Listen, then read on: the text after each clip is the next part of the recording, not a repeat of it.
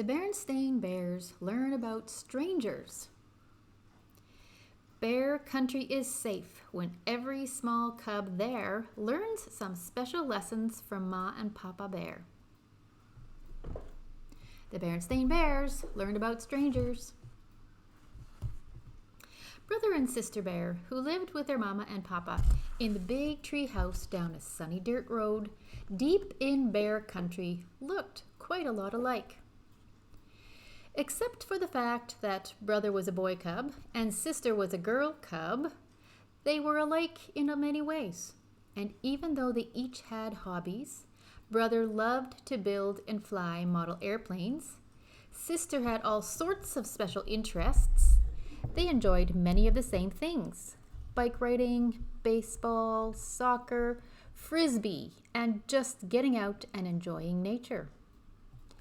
Yes, Brother and Sister were alike in many ways, but in some important ways they were different.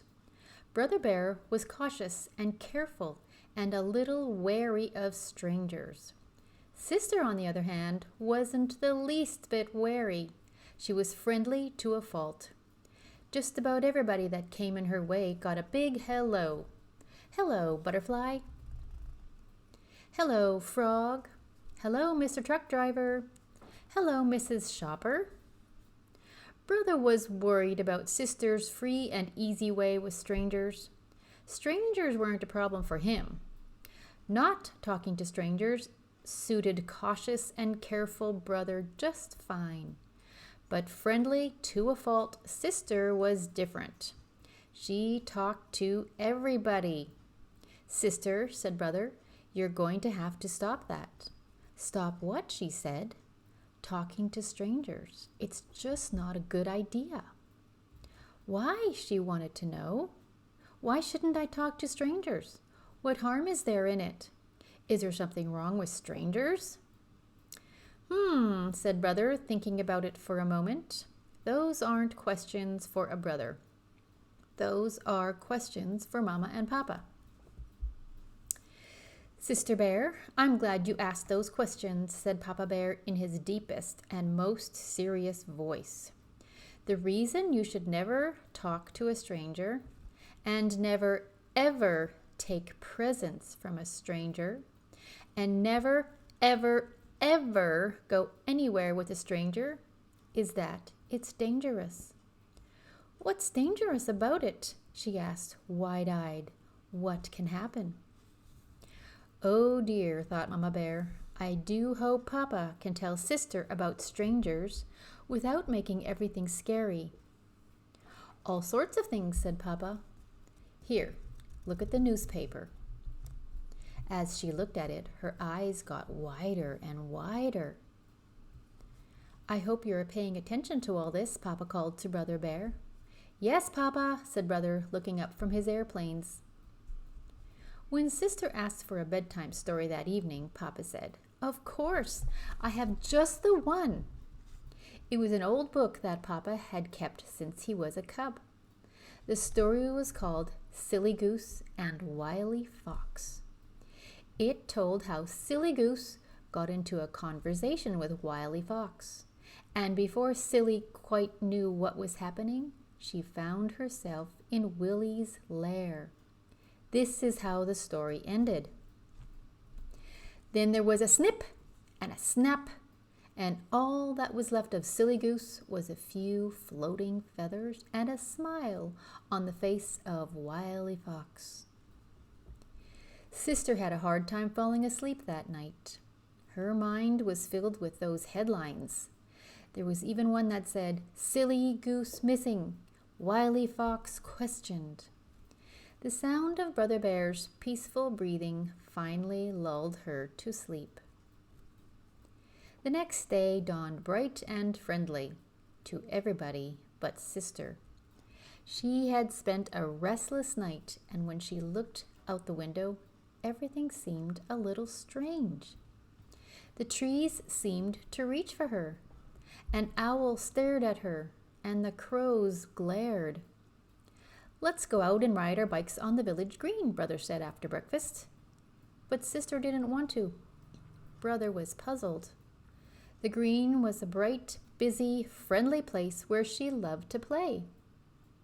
Well, how about some soccer? But she didn't want to do that either.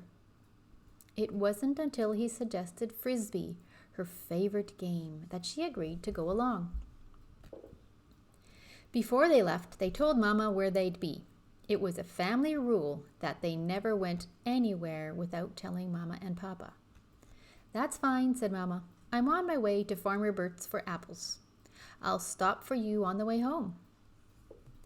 The village green was the same bustling place it had always been. This is what it looked like to everyone but Sister. And this is what it looked like to her. Today, even the frogs and butterflies seemed mean and scary to Sister.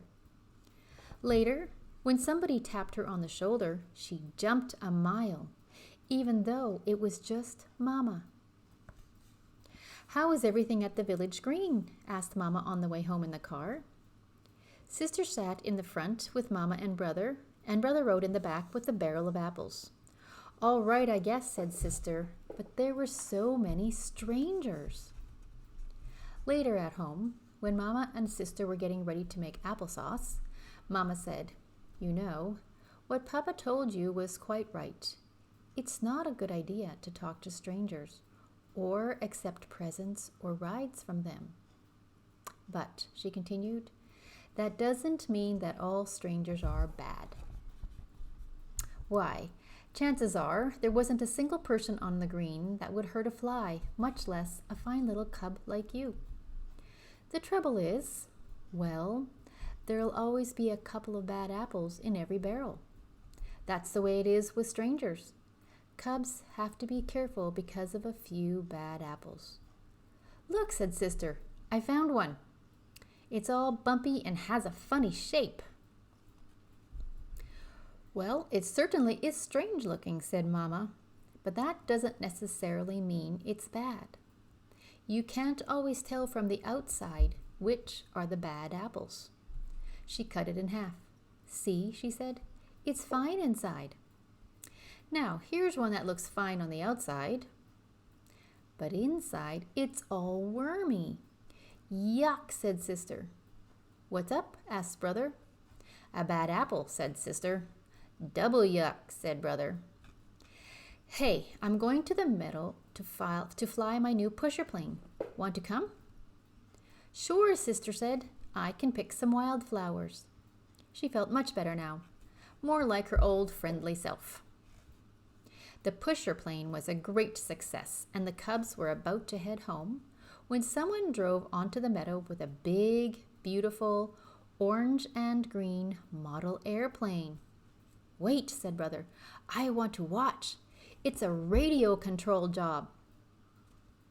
Sister went back to picking wildflowers, and before she knew it, Brother was talking to the stranger. For that's what he was, a stranger, no matter how big and beautiful his radio-controlled job was. She dropped her wildflowers and ran over to them. "I'm going to send it up and follow in the car," the stranger was saying. "Want to come along?" "Wow," said Brother, and he would have if Sister hadn't grabbed his arm and said, "Don't you dare."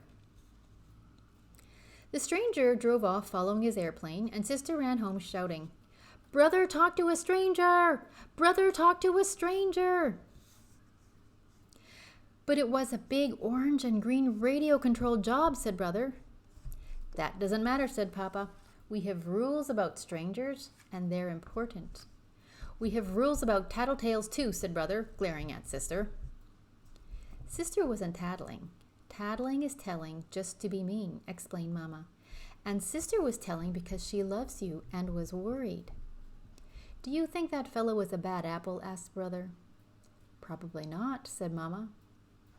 "That's right," said Sister. "Most folks are friendly and nice and wouldn't hurt a fly, but you have to be careful just in case." "Speaking of apples," said Mama, "how about some of this applesauce I just made?"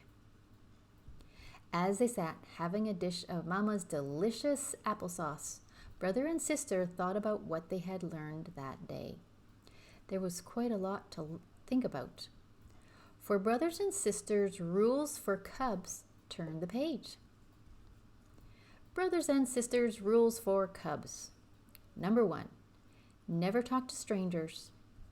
Number 2, never take candy or gifts from a stranger. Number 3, never go anywhere with a stranger. Number 4, don't keep secrets from your parents, especially if someone asks you to. Number 5, your body is your own personal property and nobody else's business, especially the private parts. When you're real little, of course, Mama or Papa may have to help you with your bath or in the bathroom, and your doctor is in the body business and will have to examine you from time to time, even when you're not little.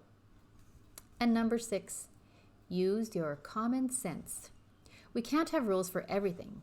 Common sense is what keeps us safe by telling us what to do in situations that are not covered by rules.